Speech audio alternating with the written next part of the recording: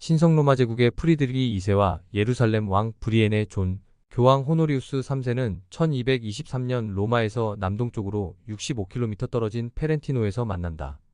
프리드리히 2세의 십자군 참여 문제를 논의하지만 프리드리히는 십자군 원정의 정치적 선결 조건으로 예루살렘 왕위를 요구한다. 예루살렘의 왕이라는 정당한 명분이 있어야 십자군 원정에 나설 수 있기에 정치적, 법적, 종교적 권위의 확보를 내세운다. 예루살렘 왕국의 실질적 통치자인 이사벨라 2세와의 결혼을 통해 프리드리히는 예루살렘 왕국을 자신의 세력권에 포함시키려 한다. 정치적 안정을 유지하기 위해 예루살렘 왕국의 공동 군주 브리엔의 존은 1212년부터 자신의 딸 이사벨라 2세의 섭정자로 왕국을 이끈 바 있다. 십자군 전쟁으로 영토와 통치권에 대한 도전이 끊이지 않자 브리엔의 존은 예루살렘 왕국의 생존을 위해 교황과 연대한다. 교황의 중재로 결혼이 합의됨에 따라 프리드리히와 이사벨라는 아크레에서 대리 결혼을 한 후 1225년 11월 브린디시 대성당에서 결혼식을 올린다. 교황 호노리우스 3세는 1227년 3월 로마에서 자신의 희망이 성취되는 것을 보지 못한 채 세상을 떠난다. 프리드리히 2세가 십자군의 진지한 준비를 시작하지만 교황의 오른 그레고리오 9세는 프리드리히의 진위를 의심한다. 아플리아에서 9월 십자군 원정에 나선 프리드리히가 병을 이유로 돌아오자 교황은 원정이 또다시 연기된 것에 불만을 품는다. 교황은 프리드리히의 원정이 교회의 명령을 수행하는 것이 아니라 개인의 정치적 야망을 위한 것이라 여긴다.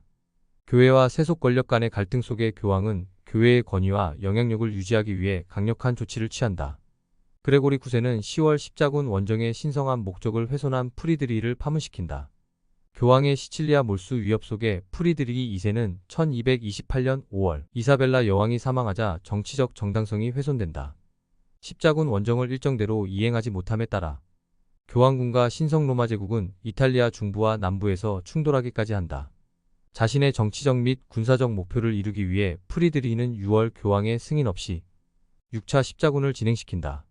브린디시에서 항해를 시작한 프리드리히는 키프로스에서 5주간 체류 후 9월 아크레에 도착한다.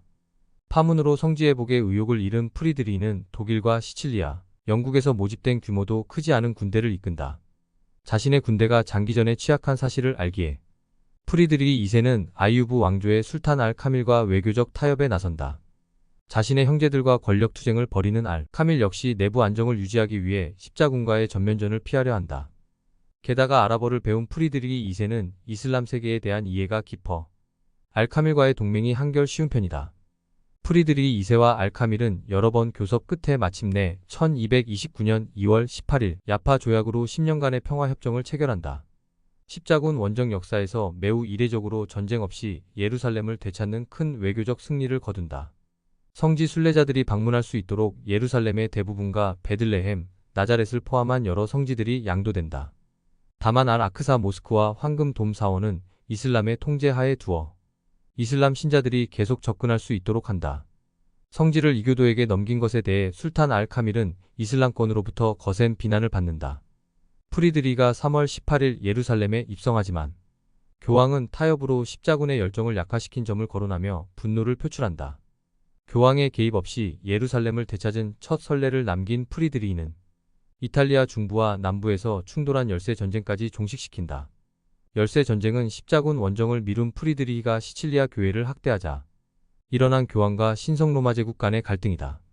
열세는 예수가 베드로에게 맡긴 천국의 열쇠로 교황의 상징이기에 열세 전쟁은 영적 권위와 세속적 권력 간의 기호적 충돌을 나타낸다.